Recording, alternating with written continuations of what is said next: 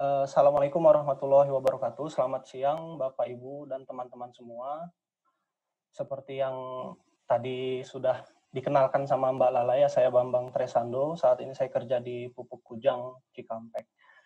Sebelumnya juga terima kasih kepada Pak Nyoman, Prof. Nyoman, yang sudah memberikan kesempatan untuk saya sharing terkait apa yang sedikit improvement yang saya lakukan di tempat saya bekerja. Mungkin sedikit koreksi tadi yang disampaikan Pak Nyoman, bahwa sebelumnya Pak Nyoman bilang saya akan menyampaikan berkaitan dengan spare part katalog, ya. Ini beda, Pak. Jadi yang saya sampaikan ini terkait spare part inventory analysis, lebih tepatnya. Kalau spare part katalogi mungkin lain waktu bisa saya sampaikan juga, ya, karena ini hal yang berbeda. Nanti akan saya jelaskan seperti apa spare part analysis and assessment ini. Saya lanjut saja. Oh ya, ini tadi sudah dikenalkan sama Mbak Lala, jadi saya kira nggak perlu lagi. Oke, lanjut. Ini company profile tempat saya bekerja. Saat ini kapasitas produksi pupuk kujang itu untuk pupuk urea itu kita sampai 1 juta ton, ya, per tahun. Dan awal saya masuk ke pupuk kujang sebenarnya nggak nyangka kalau pabrik pupuk ini sebesar ini, gitu ya.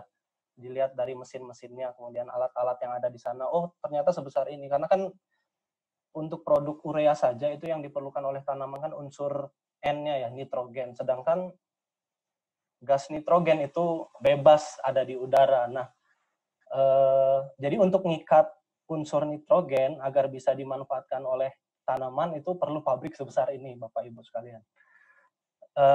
Ini produk-produk yang dihasilkan oleh Pupuk Kujang, nanti mungkin bisa dilihat sendiri di website atau Instagram Pupuk Kujang, Pak. Ini produk retailnya. Oke, saya langsung saja ke bagian spare part ini. Jadi, pertama mungkin akan saya jelaskan dulu definisi, Pak, ya. Ini berkaitan tentang definisi spare part itu sendiri. Jadi kalau bicara tentang spare part, kita nggak bisa lepas dari MRO. Ini istilah di dunia maintenance. Bapak Ibu mungkin ada yang nggak familiar dengan ini. Jadi MRO, Maintenance, Repairs, and Operation. Jadi dalam kegiatan maintenance di suatu pabrik itu membutuhkan suku cadang atau material yang dibutuhkan untuk mendukung kegiatan maintenance, repairs, dan operation ini.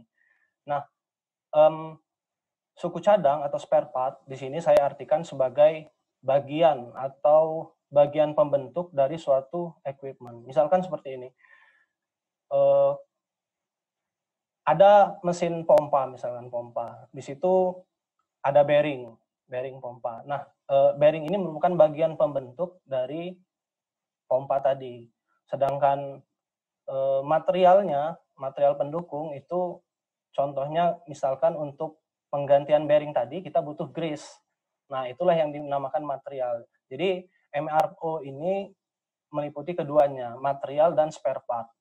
Nah, untuk menyederhanakan istilah ini saya sebut aja keduanya itu dengan spare part untuk case di materi yang saya sampaikan ini. Oke, lanjut. Nah, spare part ini unik karena dia sangat berbeda dengan typical inventory yang lain, Pak. Kalau Bapak Ibu mungkin sudah familiar dengan finished good inventory. Kita sendiri juga sering ya ke Indomaret, Alfamart gitu. Itu kan contoh penerapan finished good inventory, ya, kalau kita pergi ke sana. Nah, spare part ini beda karena kalau inventory yang lain, yang general, itu kita beli untuk di stok dan akhirnya akan dibeli oleh buyer gitu, customer. Nah, sedangkan spare part ini ketika kita beli spare part itu nggak langsung ke buyer, ya, tapi buyer di sini orang pemeliharaan. Jadi user.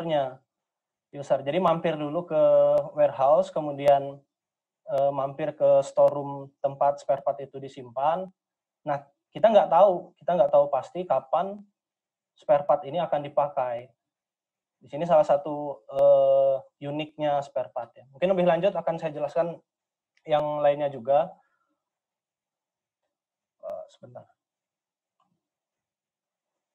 Oke. Nah, jadi bedanya spare part inventory dengan typical spare part, typical inventory yang lain itu di sini, Pak. Bisa saya simpulkan ada 4 bagian ya. Jadi di dalam spare part inventory ini kita nyetok barang yang kita nggak mau pakai barang itu. Jadi pada saat di inventory yang lain, itu kan kita nyetok barang supaya harapannya barang itu dipakai atau dibeli oleh customer. Nah, dalam spare part management atau spare part inventory management ini kita ada barang-barang yang kita stok barang itu tapi kita nggak akan mau pakai barang itu. Jangan sampai kita pakai barang itu. Ini kasusnya untuk insurance spare. Jadi insurance spare part ini, kalau misalkan barang itu nggak ada pada saat dibutuhkan, misalkan pabrik bisa shutdown, produksi stop. Nah, makanya kenapa saya bilang tadi, kalau kita nyetok ini tapi nggak mau kita sampai pakai itu. Karena kalau misalkan kita sampai pakai itu, berarti pabrik kita sedang bermasalah. Itu yang pertama. Kemudian yang kedua, item of small value can be critically important. Di sini maksudnya, kalau di inventory, misalkan di perusahaan-perusahaan retail gitu, seperti tadi saya bilang di Indomaret, misalkan di Alfamart, itu barang yang kecil, harganya murah gitu, yang profit marginnya sangat tipis gitu ya. Itu ya mungkin dari sisi perusahaan bisa nggak terlalu dianggap sama perusahaannya. Tapi kalau di spare part inventory ini kita nggak bisa gitu. Ada barang yang sangat kecil, misalkan baut kecil atau ada o-ring kecil banget, harganya itu di bawah 100.000. Tapi kalau misalkan itu nggak ada, bisa membahayakan pabrik ketika barang itu dibutuhkan. Gitu. Sama halnya dengan yang ketiga, itu stock out cost-nya itu disproportionately high. Jadi artinya, misalkan saya contohkan tadi ada spare suku cadang o-ring gitu ya, o-ring yang terbuat dari karet biasanya kecil, yang fungsinya untuk sealing, penahan. Jadi itu harganya di bawah 100.000. Biasanya rata-rata di bawah 100.000. Tapi fungsinya kalau misalkan itu nggak ada, dan menyebabkan misalkan dalam case ini pabrik pupuk sampai mati, berapa hari misalkan karena nggak ada o-ring tadi, itu ruginya bisa miliaran. Jadi 100.000 versus 1 miliar misalkan. Inilah yang disebut dengan disproportionately high. Kemudian yang keempat, huge forecast variations due to technical requirement. Jadi artinya dalam spare part inventory, forecast variationsnya itu sangat besar. Artinya apa? Kalau misalkan di retail kita forecast, demand forecast gitu ya, itu paling selisih 20-30% dengan realitasnya ya. Tapi kalau di spare part inventory ini bisa sampai 100%.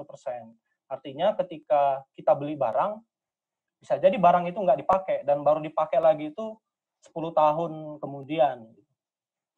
Nah, itulah yang saya kira sebagai pembuka ya untuk membedakan kenapa spare part inventory ini sangat unik dibandingkan dengan typical inventory yang lain. Nah, di dalam inventory spare part inventory management ini juga kita nggak bisa sembarangan untuk menerapkan supply chain teknik yang mungkin sering kita temukan atau kita pelajari di bangku kuliah dulu. Sebut saja di sini ada MRP, Material Resource Planning.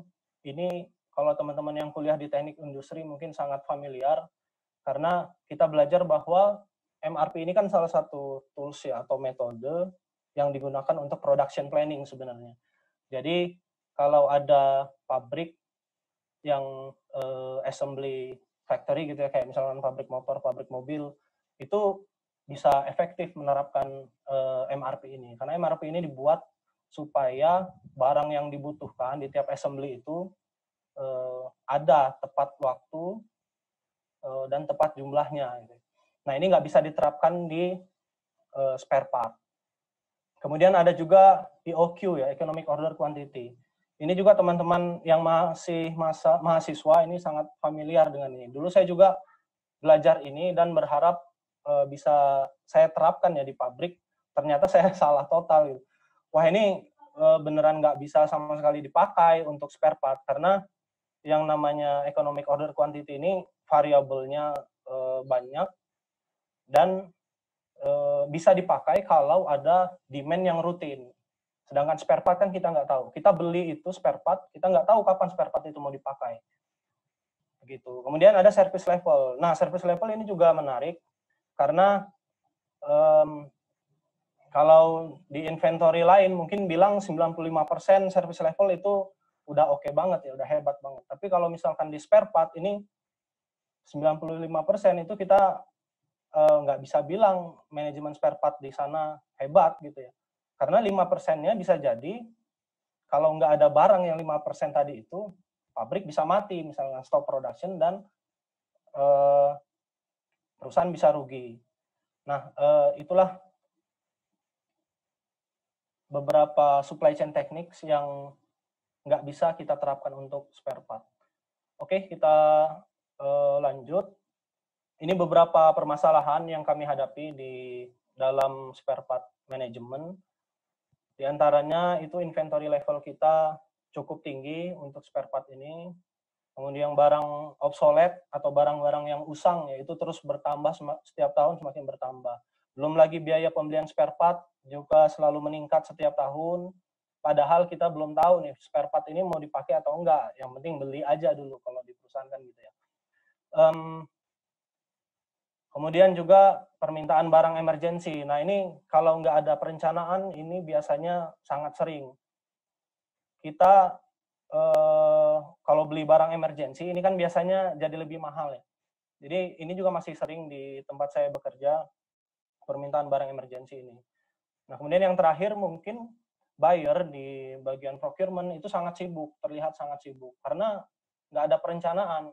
Semua dibeli ketika user bilang butuh gitu kan, nggak ada perencanaan sama sekali. Akhirnya ya buyer disibukkan dengan aktivitas purchase setiap hari. Oke, nah semua simptom tadi sebenarnya bisa kita manage ya kalau misalkan kita bisa membangun atau mengembangkan spare part management system. Seperti yang bisa dilihat di sini saya ambil dari buku Philip Slater Spare Part Inventory Management. Nah, apa yang saya lakukan di Pupuk Kujang ini hanya terbatas pada bagian kedua ini. Jadi, bagaimana menentukan spare part itu apakah harus kita stok atau tidak. Titik, pada sampai itu aja ya. Karena lanjutannya ini masih panjang. Kalau misalkan diteruskan itu bisa nggak selesai kalau cuma sharing 15 menit. Nah, maka dari itu kemarin saya dan beberapa teman kita bentuk tim spare part inventory analysis and assessment. Ini metode yang kita pakai untuk mengakses spare part itu harus kita stok atau tidak. Karena sebelumnya kita lihat nggak ada manajemen di sini. Jadi ketika user atau teman-teman pemeliharaan di pabrik itu butuh, kita butuh ini tolong beliin, kita beliin. Mereka butuh itu, kita beliin. Akhirnya banyak tuh inventory suku cadang kita di gudang yang nggak tahu kita dipakai itu kapan. Jadi kan kalau dari sisi finansial, ini uang yang mengendap. Jadi dari akuntansi itu sering teriak-teriak, ini kenapa kok beli terus tapi nggak pernah dipakai spare part-nya. Nah ini juga salah satu untuk menghindari hal itu.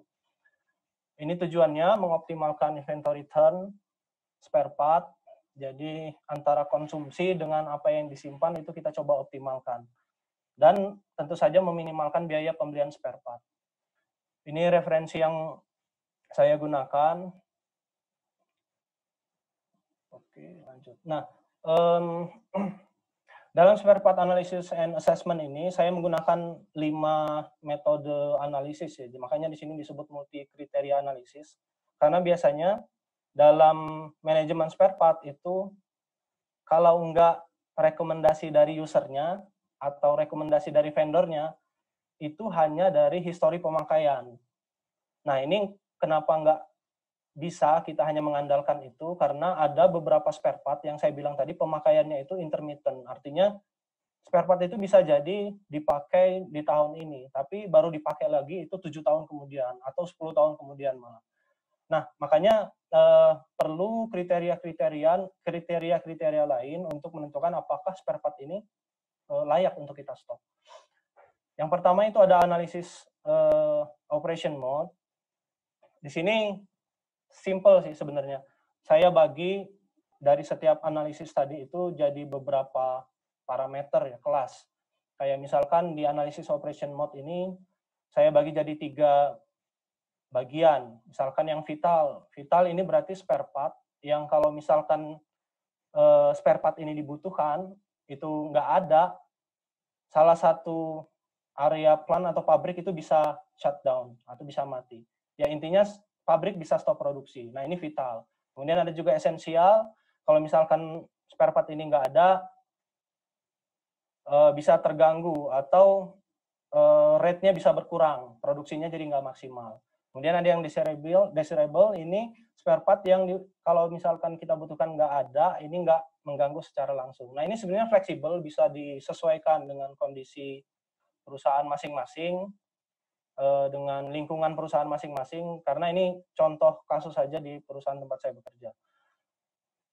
Kemudian ada failure mode. Nah, failure mode ini sederhananya gini, kalau misalkan kita kasus rata-rata bawa mobil ya, kalau misalnya yang bawa mobil, itu kita kan punya ban serep, ya Bapak Ibu semua ya, punya ban serep, kalau misalkan kita punya ban serep itu kan bukan karena alasan karena bannya itu nanti haus ya, bannya itu haus. Tapi karena ada kemungkinan ban itu bisa bocor yang kita nggak tahu.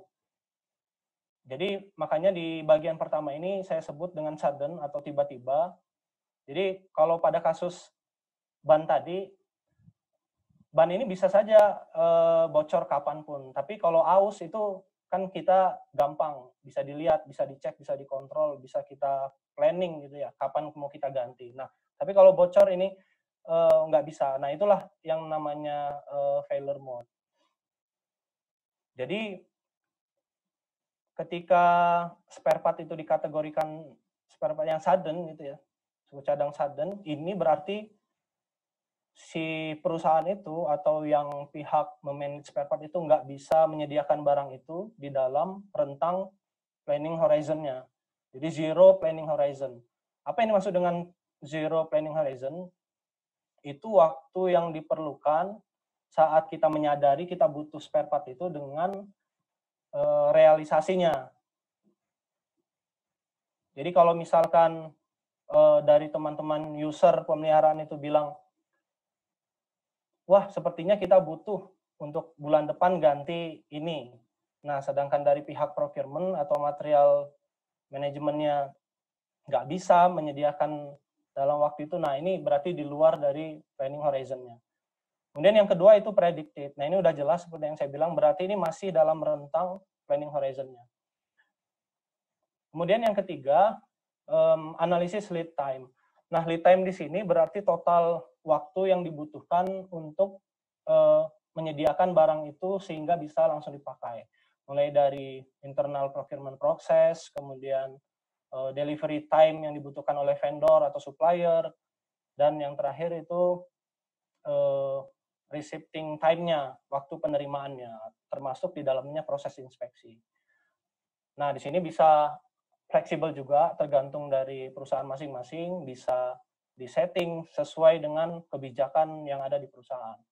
Jadi kalau misalkan masih dalam rentang tadi yang saya bilang ya planning horizon-nya itu kalau di kita kurang dari 3 bulan ini masih bisa kita accept. Jadi kita kategorikan acceptable. Kalau misalkan lebih dari 3 bulan itu unacceptable. Nah, dari 3 analisis tadi, kriteria tadi, ini kita buat matriksnya. Jadi untuk menentukan seberapa kritikal dari spare part itu. Nah, di sini bisa dilihat sendiri ketika salah satu spare part kita assess dari sisi lead time dan failure mode-nya itu. Lead time-nya acceptable dan sudden ini failure mode-nya. Kemudian analisis operation mode-nya itu vital, artinya kalau dia nggak ada itu bisa mematikan pabrik, ini berarti masuk dalam kategori kritikal. Atau ketika untuk yang failure operation mode-nya itu desirable, kemudian failure mode-nya predicted atau sudden, lead time-nya apapun, ini masuk ke dalam kategori non-critical. Dan lanjut, ini analisis usage, intinya di sini seberapa sering kita pakai alat ini, misalkan dalam periode 5 tahun ke belakang. Nah, ini juga fleksibel. Oke, saya percepat aja, ini salah satu tools, ini agak ribet juga kalau misalkan banyak lihat-lihat angka seperti ini ya. Kemudian yang terakhir ini analisis price, ada high, ada low, ini juga fleksibel sama. Intinya dari 5 kriteria tadi, itu kita buatkan matriks. Dari matriks ini kita bisa nentuin mana yang harus kita stok, kemudian mana yang kita schedulekan. Artinya schedule ini ketika kita barangnya dipakai itu nggak langsung kita belikan, beda dengan yang stok. Ini contohnya, nah ini contohnya. Jadi kalau misalkan ada barang, misalkan ada, ya ini contoh spare part kompresor atau pompa gitu ya. Ini kita analisis seperti yang saya bilang tadi, dari tabel ini ada 5 kriteria, kemudian kita buatkan matriksnya, sehingga diperolehlah kesimpulan seperti ini. Kemudian seperti yang saya bilang tadi, ini ongoing prosesnya di perusahaan tempat saya bekerja, dan udah bisa kita rasakan dampaknya, terutama di turnover-nya ya Pak. Dari yang sebelumnya itu 0,4 di tahun 2018, jadi 0,53 kita untuk spare part itu di tahun 2019. Ya demikian, mungkin karena udah habis waktunya, mohon maaf karena terlalu panjang, karena ini lumayan materinya bisa sampai lebih